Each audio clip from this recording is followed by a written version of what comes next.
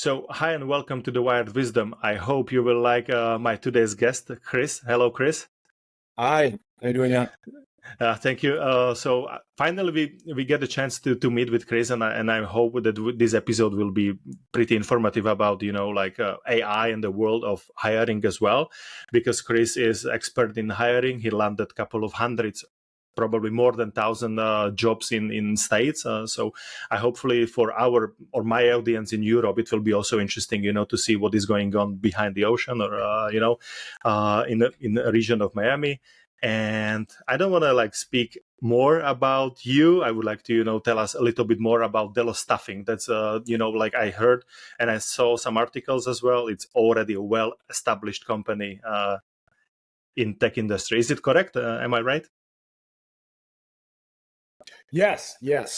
So yeah, I've been in the tech staffing business for 15 plus years, and recently started a podcast focused on information on tech jobs, how to get one, how to increase your compensation, and just kind of interesting things around that space. So. Okay. That's so 15 plus years you said. And you probably know that there are many changes going on currently. Everybody speaks about artificial intelligence and you have it everywhere. So what's the biggest change you see or adjustments you see in that region and or your field of work? Like how does it impact it, for example, hiring in the States? Yeah, well, it's so I think the worst part about looking for a job is the application process. Filling out endless applications. Every company is asking you the same things over and over.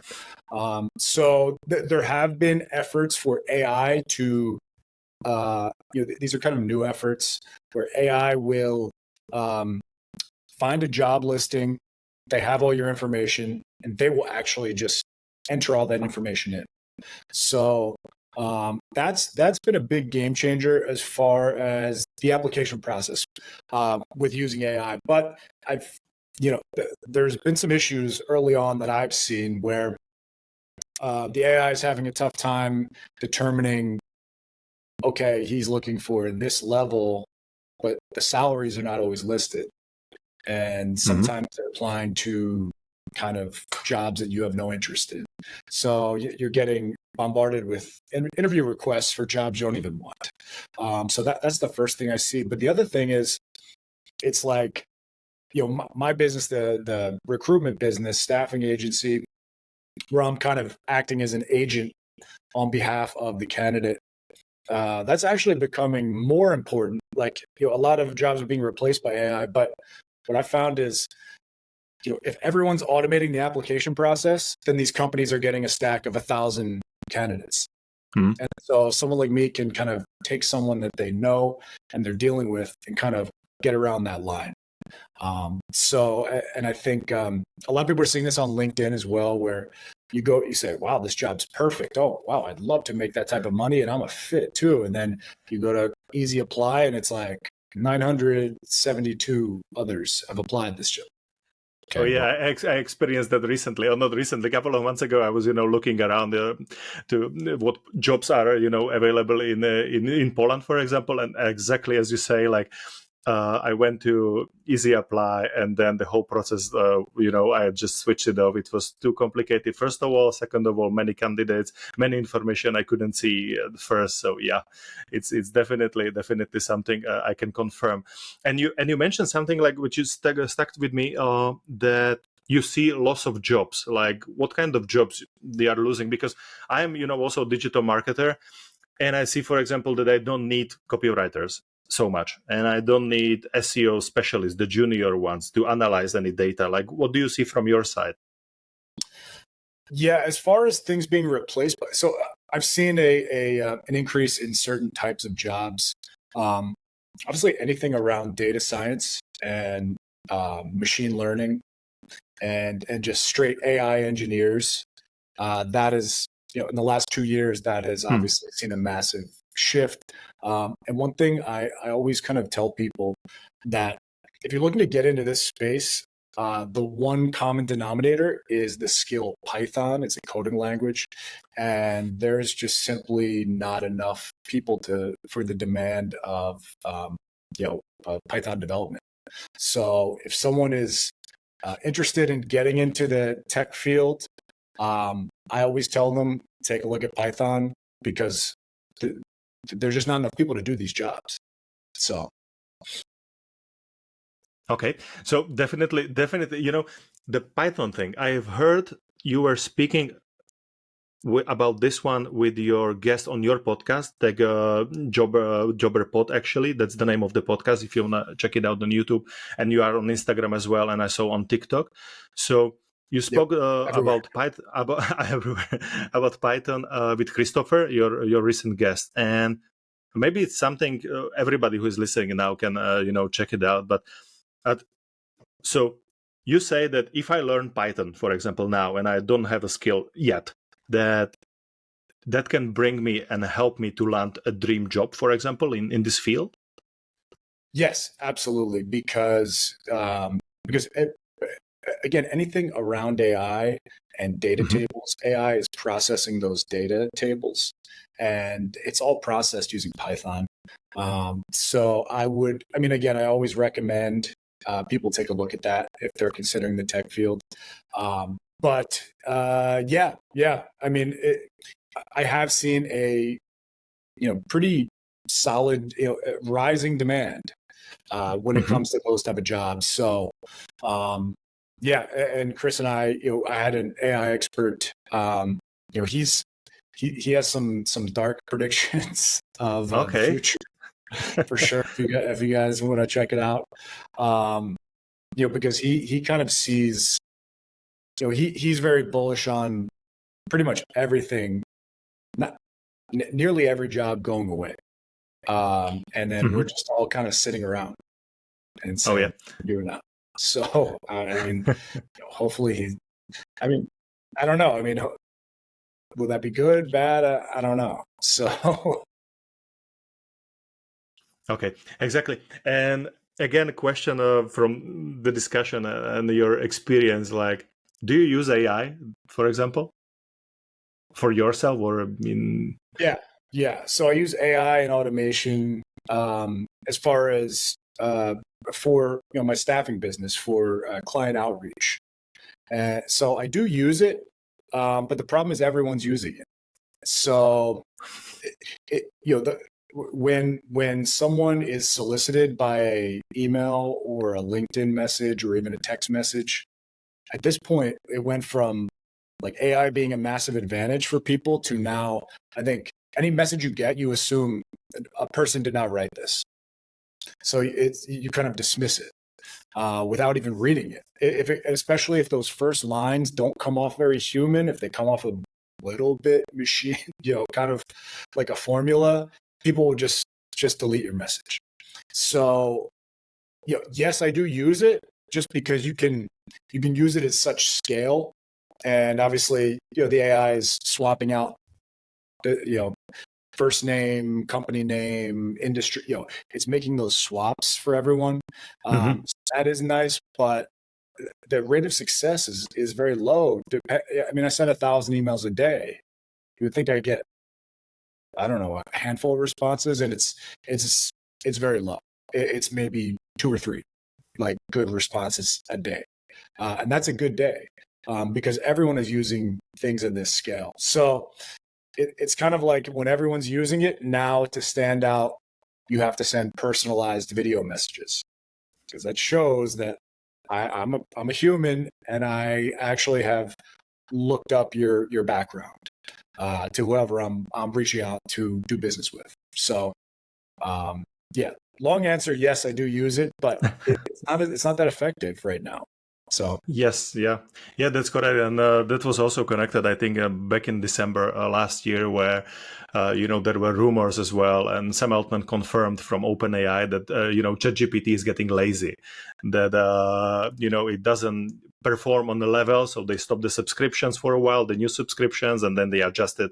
So because everybody was using OpenAI, for example, ChatGPT, and the personalized thing, I see it very often now that there is so much, as you say on LinkedIn, and I'm active on LinkedIn as well. When I see those images, people with 6 fingers, the wrong answers, and so on, and you already see that it's AI generated. It doesn't have any personality, so it's lacking that, humanity in it. And I believe that this is what people will look into. Actually, AI, they will look into content which has mistakes, when you misspell a sentence, for example, and so on. And I believe in hiring will be the same, where yes, people will have skills, and we will talk about this new skills and what's coming very soon. But yeah, the personality is very, very important. So do you use ChatGPT, for example, or you use something other? So I use something else. Okay. It's called Claude.ai. Claude, yes. And I have it's a free tool, so I have no monetary stake in it. Yes. But so they're, number one, I use Claude because their whole thing is to make the communication as human as possible. So it's a little more conversational when you have them write you an email. It sounds a little more human. ChatGPT can be very, kind of formal, and I feel like that's just not what. And again, people will just assume it's AI. So Claude is a little better at that, but I feel like when it's a human sending an email to another human, it's very short. And then when you ask these AI services to send an email, they think has to be this grand message, and it ends up looking fake. So you have to keep talking it down. Can you make this shorter? Can you make this shorter? Can you make this shorter? Finally, they will have just a couple lines. So yes, I use Claude for messaging, and it's good, particularly if anyone is posting social media content. You can have it say, hey, can we have an SEO optimized caption for this TikTok or this Instagram reel? It will tailor the message, because you don't care if your caption of social media posts looks fake. You just want the SEO to pop up, right? So I use it for that, and I have another tool I like is Pi.ai. It's it's kind of a personal assistant. Okay, I don't know that one, so I need to check it out. Yeah, interesting. The advantages to ChatGPT is it's connected to the internet, so then it can look stuff up for you, which is nice. That's definitely something I need to, as I said, check. So Claude, just for everybody who is listening to this podcast from Europe, Claude is not available in every country. In States, it's available everywhere. In Poland, for example, it's not yet.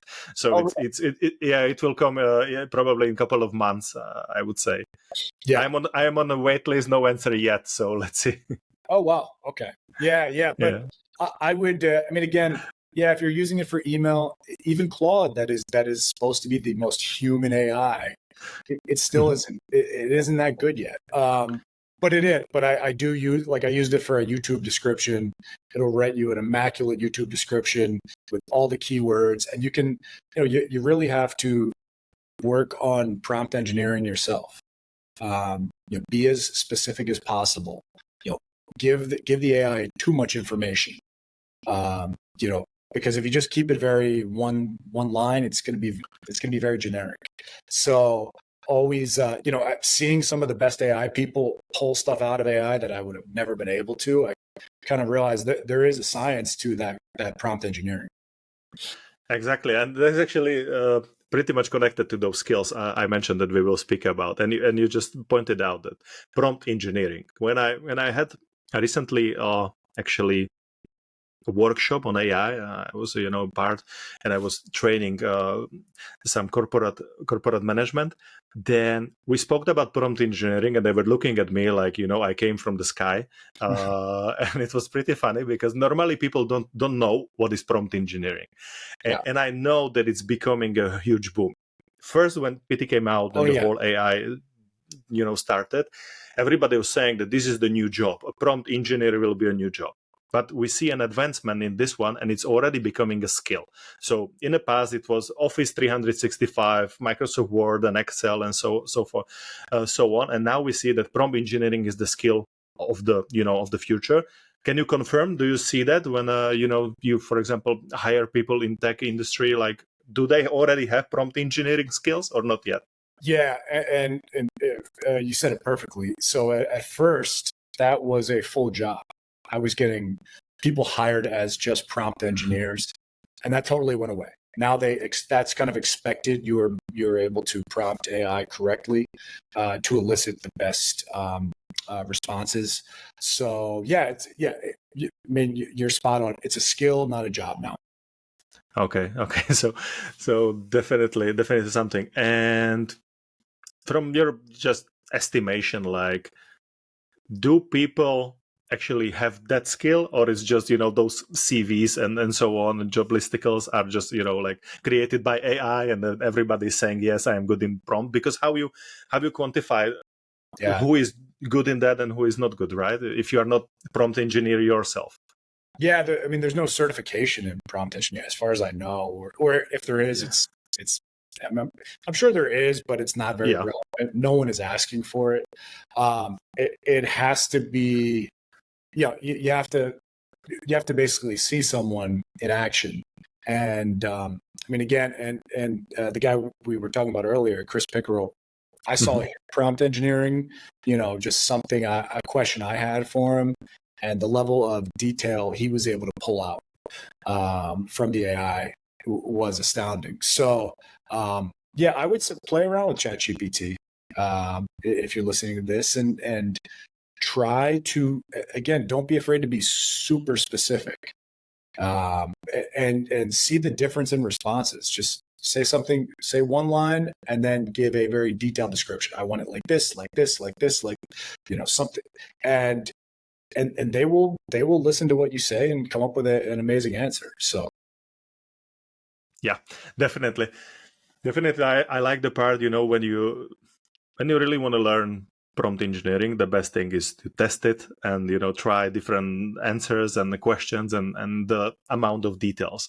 And do you see actually a need for this one? Like, are companies like really searching for this kind of skill and AI experts, or not really? yeah, there's definitely a demand for them, and they're high paying right now. But Okay. it can really help any job. Basically any menial task.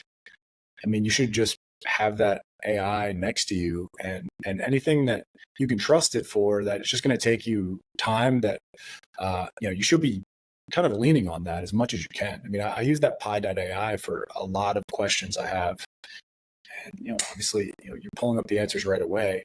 That's why Google is so scared of this, because imagine you Google something and then you have to figure out which site's going to have the best answer. Then you search around the site. You don't have to worry about any of that now. It just throws you the answer right away.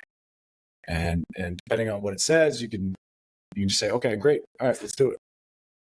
Yeah, exactly. And you mentioned Google, and Google is currently having issues with the search. The amount of Quora and Reddit queries, it's like pretty high, and people are getting really bored because you don't get your answers to your questions.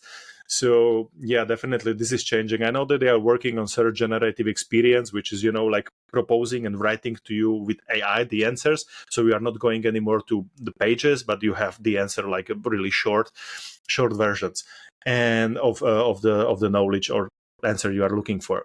And Chris, I also have a question about, like, what do you see is the, as you said, like, highest paid jobs? Like, what are the top positions? I know that you are hiring also C-suite, so it's not only basic management. But if somebody is listening now, sitting at home, and he has some skills, for example, Python as well, like, what job he or she can look for? Yeah. So, well, I mean, the good thing about technology jobs, you can make a lot of money in pretty much anything. Project management, I don't see AI replacing that anytime soon. You're still going to want to have a human looking over the project. I mean, these are major multi-million-dollar projects for the companies. I mean, I don't think AI is going to going to come in and take those jobs anytime soon. Maybe the menial tasks, lower level, but at the high level, they're going to want and will have a highly paid human doing those jobs. So I see those really high paying. I see product.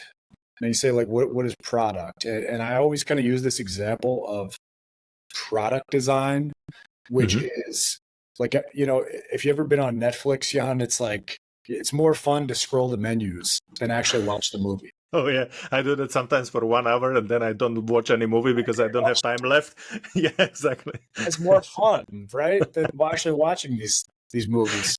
That is because they have amazing product designers, and those people are doing everything they can to make sure your experience is amazing.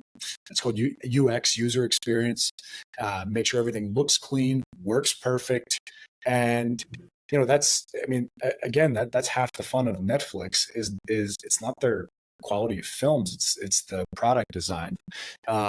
So those jobs are really high paying because that's what every company, basically most of these tech companies, their goal is to keep you on the app as long as possible. Yes, that's correct. Yeah. 24 hours in a day, the person's going to sleep for 8 hours. They're going to work for 8 hours. Okay, then then that company has 8 hours of the rest of your day to get you. And they want you on their app as much as possible. Those type of jobs are also very high paying. I think that's just going to keep going up. And then obviously, I mean, like I mentioned before, the data science, data engineering, again, that all has Python. And then obviously machine learning, and then just straight up, there are things called just AI engineers where they're building out chatbots and stuff like that. We know those aren't going anywhere anytime soon. And probably the fourth thing I would say is cybersecurity.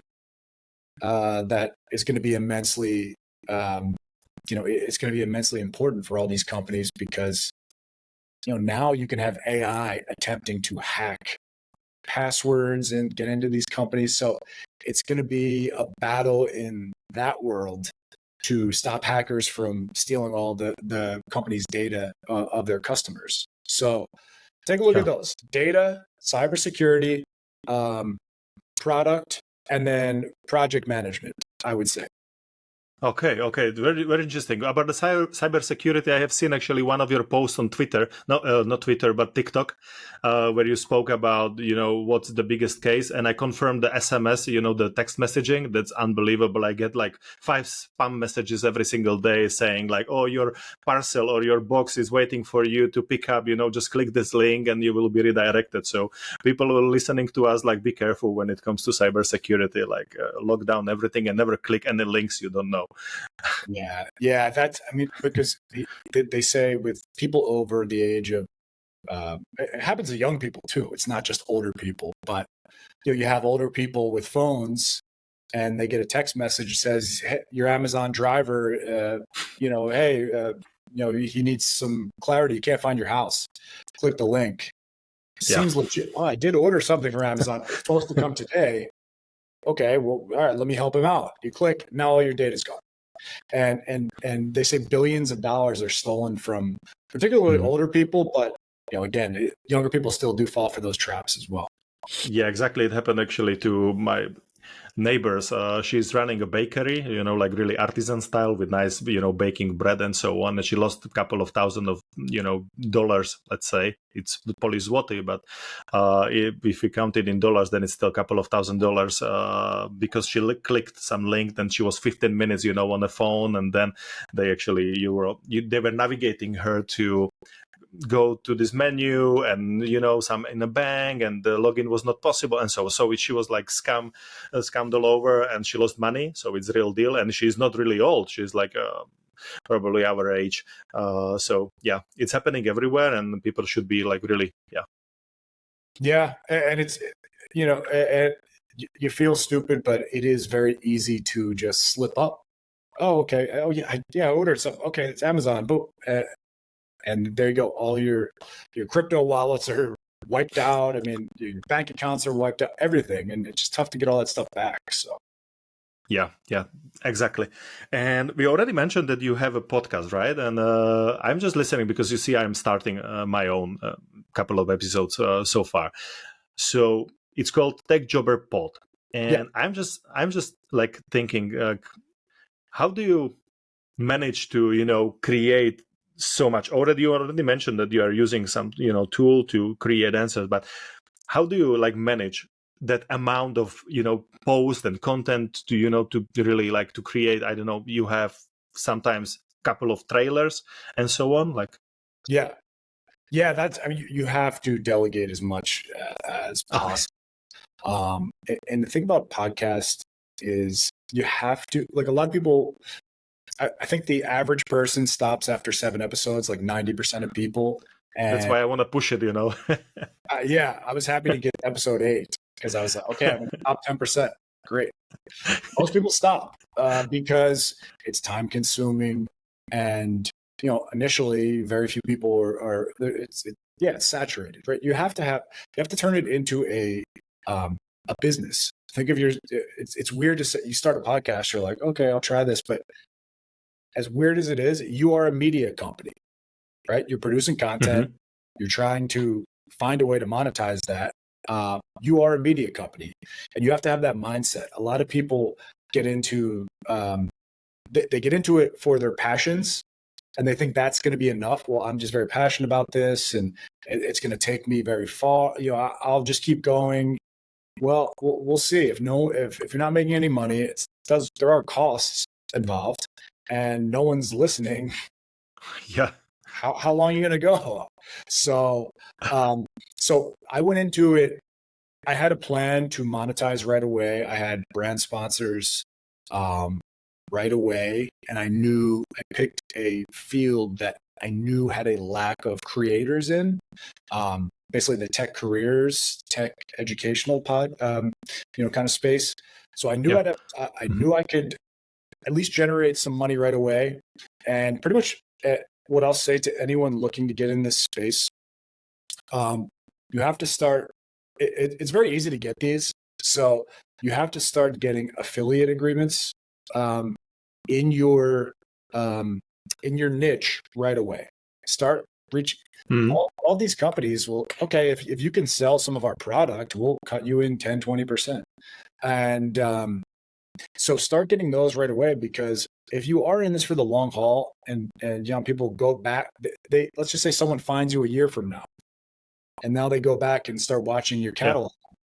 Well, if you have an affiliate deal from episode 8 months ago and they watch the episode and they like the product, you can make money on episodes that have been out for months. And sure, at first, no one's using your code, no one's purchasing it. Eventually, that changes, though. And as that is kind of like so things like that kind of put the gasoline on the fire and let you to keep going. And as you keep going, people will sign up and pay for products in the past. As your platform grows, now you look at stuff like YouTube monetization. Now you can actually get brand deals. Companies will Hmm. pay you, not even if you sell their product, they'll just pay you to mention them on the show. So there are a couple ways to monetize. I have an added advantage where in my niche, I can reach out to companies looking to hire, have them on the show. They can talk about their company, and I can potentially get a new client from that as well. So I kind of thought of Hmm. all the different tent poles of monetization. And again, even if it's just a passion project, start having that mindset right away, because that will keep you in it for the long haul. You start seeing some money, okay, great. I'm 9 episodes in. I'm at the 5-figure level. I'm trying to fight to get to the six. Once I've generated 6 figures in Yeah. sponsorships and brand deals, now it's a real business. Like now I am a media company on some level. So I would just say for everyone to have that mindset going in, and because that'll keep you going.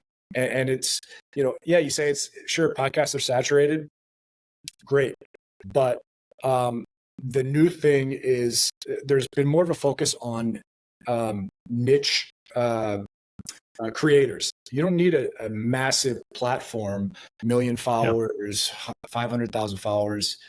Brands will work with you even at a small level because, I mean, if you sell some of their product, it doesn't cost them any more.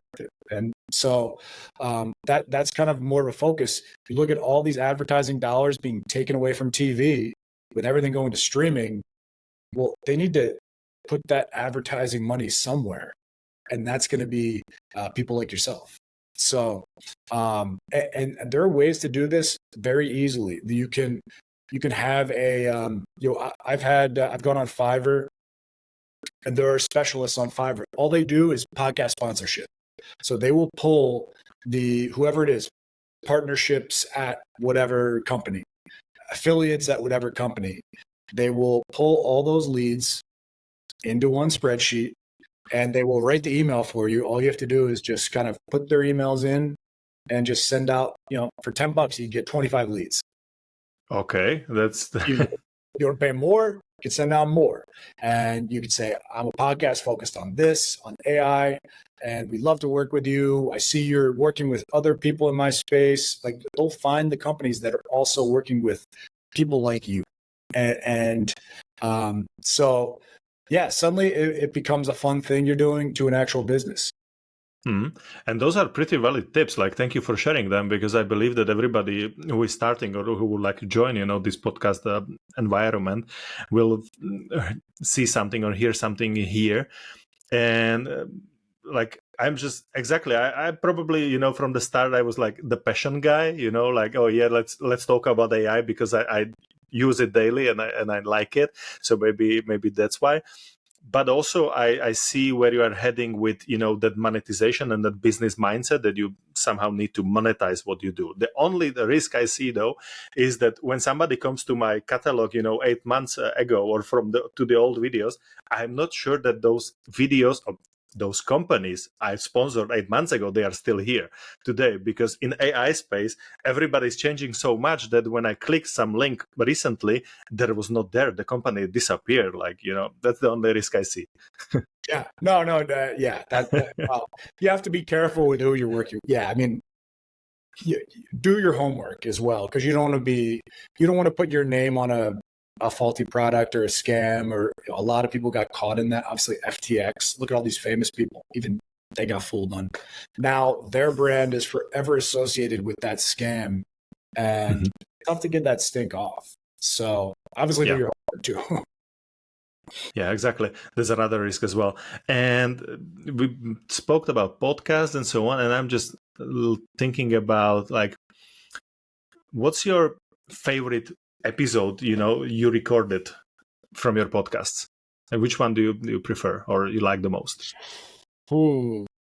Okay, so I had Mia Purnell. She was a former NFL cheerleader that transitioned to tech sales, and Okay.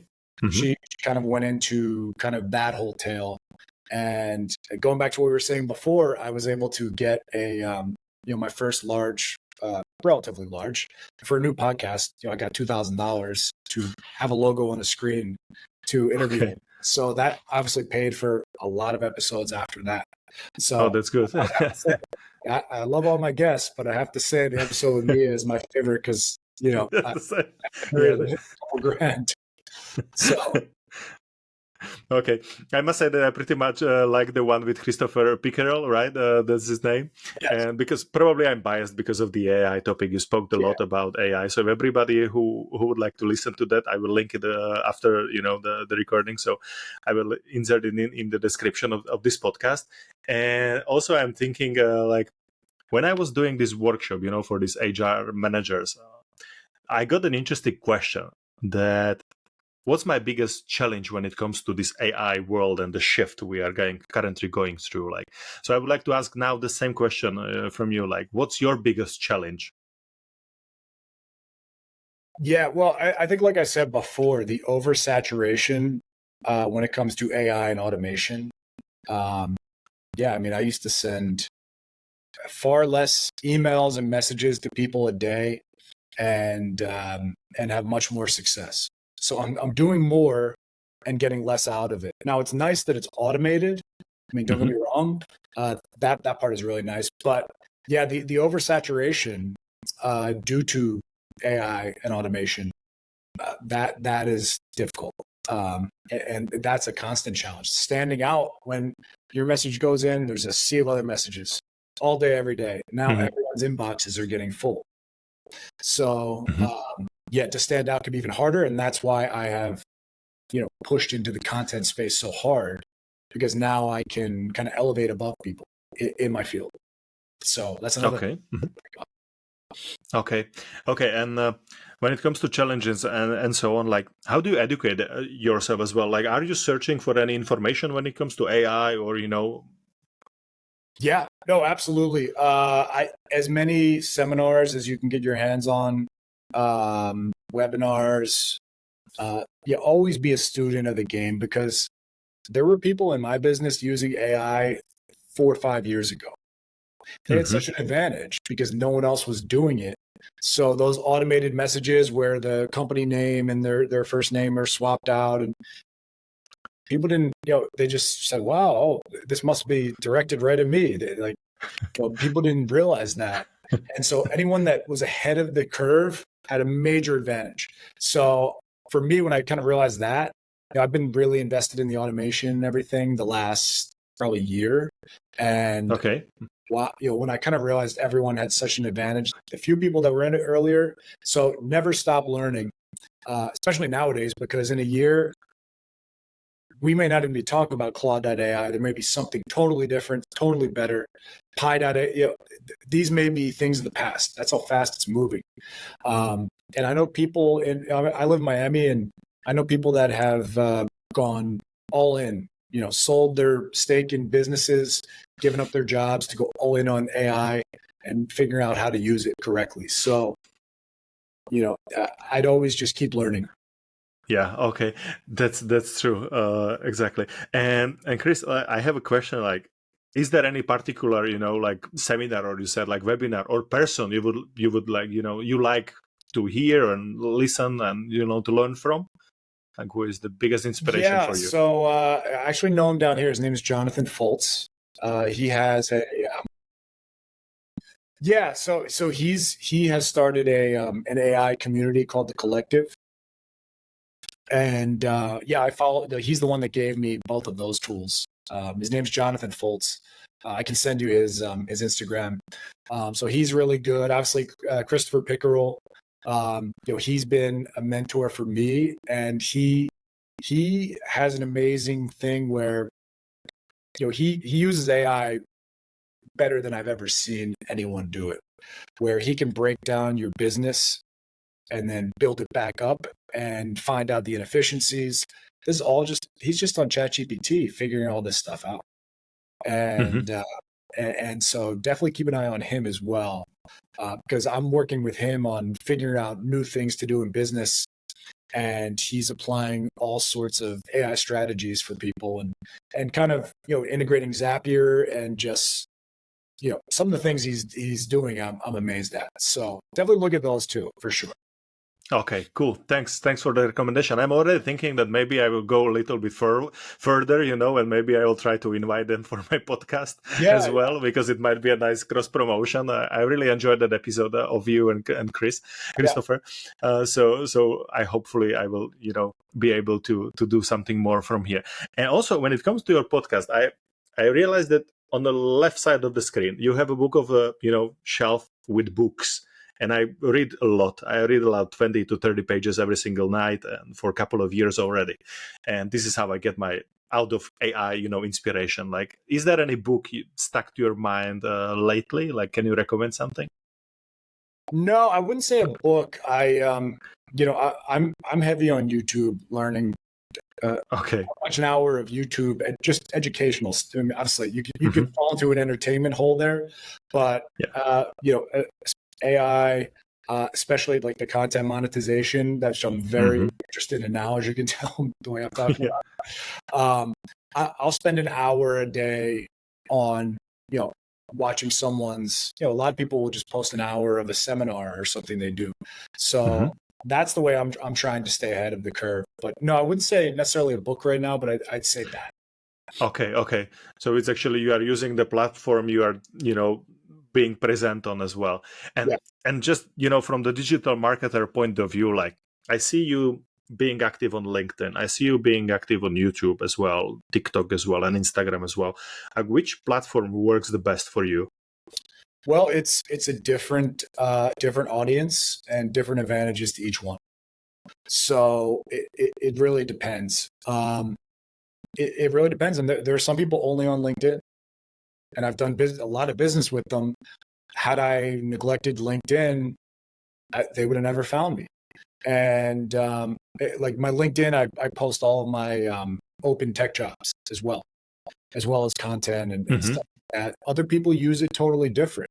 They're writing essays about their experience, long paragraphs about their experience, and they do really well too. So LinkedIn is, I try to follow Gary Vee on what he is. He was I don't agree with everything he says, but he was definitely ahead on TikTok 5 years ago. And he was telling people, get on TikTok. He was just preaching it. Obviously he was right. Everyone thought it was just a dance app for high school kids, but clearly it had a lot more potential than any of us realized. So I try to follow what he is, which way the wind is blowing for Gary Vee. He's very bullish on LinkedIn now because it's kind of an untapped resource for a lot of businesses. My business, recruiting, it's always been on LinkedIn. That's where people go for new jobs, and they're looking for new jobs, looking to hire. So I've always been on LinkedIn, but he's pushing other businesses on there as well. So, but yeah, which one is the best? I'll tell you what, there are people you find that find you on each one, and you'll post the same video on each one, the exact same, no edits, no difference, no thumbnail difference, and one will do great, one will do terrible. Yeah, that's correct. And so it doesn't make any sense. Exactly. And you mentioned Gary Vee, and the funny thing is that probably if you are in the tech space or AI or whatever, or social media, everybody who is listening as well probably heard about Gary Vaynerchuk or Gary Vee. I used to spend not 1 hour but couple of hours per day watching every single his daily shows and Gary Vee shows and so on. I then went to YouTube and Wine Library, his first YouTube videos when he was tasting wine and so on. And I also read some of his books. But he said once you stop looking and reading and checking my content, it means that you are already good and you can go and you can leave me behind. So I stopped watching Gary Vee for a while, and I just see that he also went into NFTs as well, into more virtual stuff. I see he has some V friends and so on. So I am not sure what are the predictions from him currently.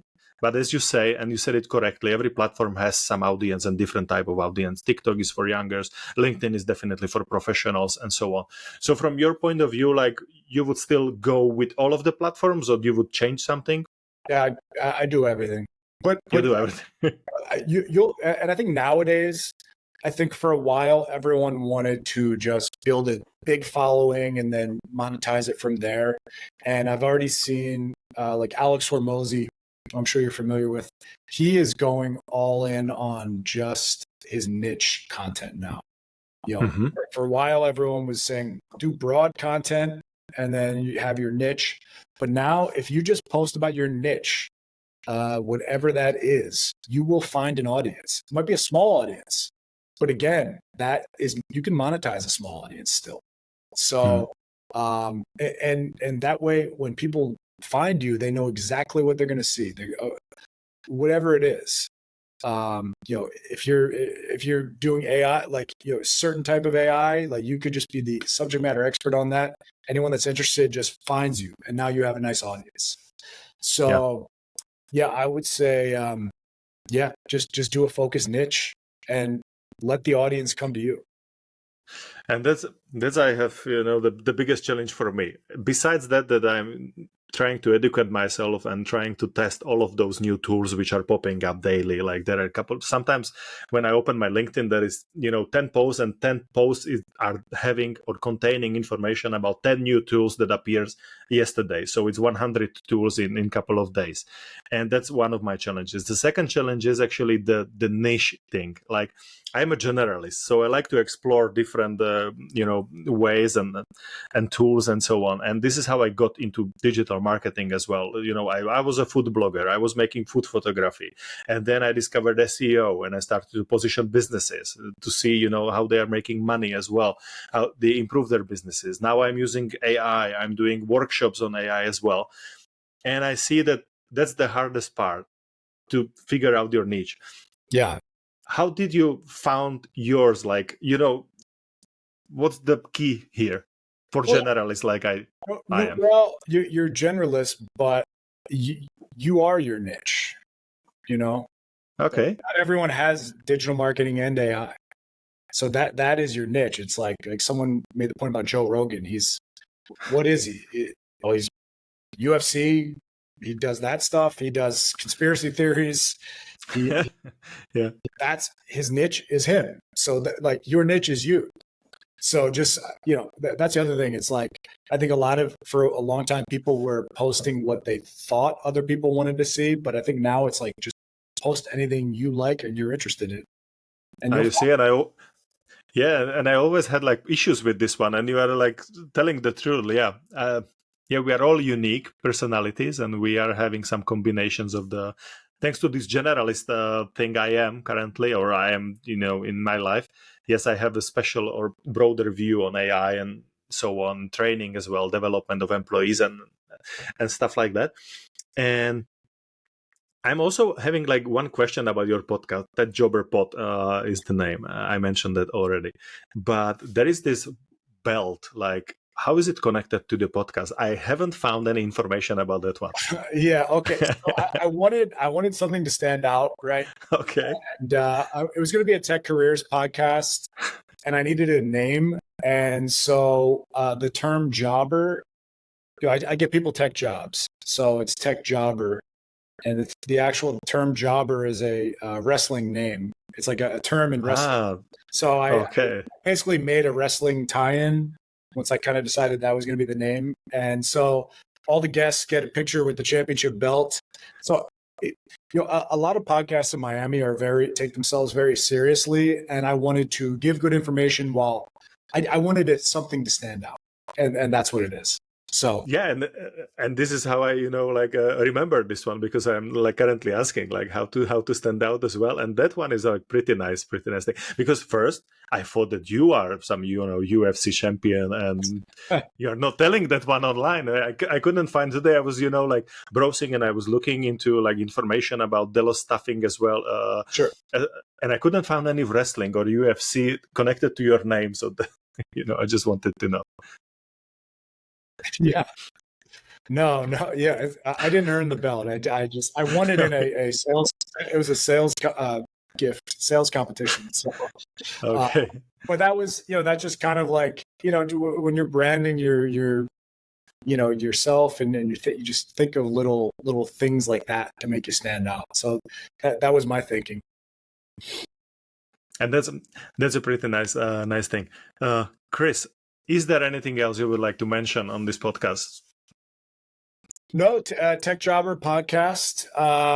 That's my focus now. I'm going all in on the podcast and the attempt to monetize it. So basically, the ideal goal is have it be profitable. The costs I pay for the studio time and stuff like that and the edits. So have it be profitable and have it also be a lead magnet for companies looking to hire.